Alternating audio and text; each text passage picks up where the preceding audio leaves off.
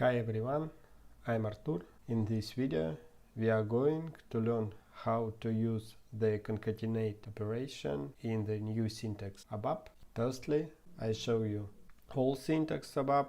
In traditional ABAP you had to use concatenate statement, parameters and option separator. In this case, this plus this will be this output. Match with new ABAP syntax. For these variables I use inline declaration. More about inline declaration you can see on my other video in channel. With the new ABAP syntax we can use string temperatures and expressions instead of procedural statement. It will be this plus this. And if we check old and new syntax, we see more concise, easier to read and can be used inline. Watch this video till end because I will show you more than 10 examples using concatenate in new syntax in real work. Go to next examples. You can use not only variables but string like this.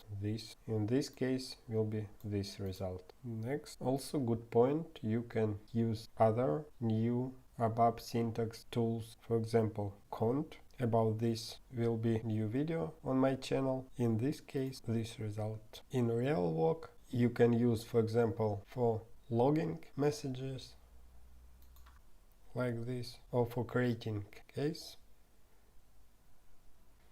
or for generation technical names, also for building URL address, creating dynamic SQL where document title generation with specific name, or creating file name with timestamp. It's also very useful. Or notification for user with some user specific information.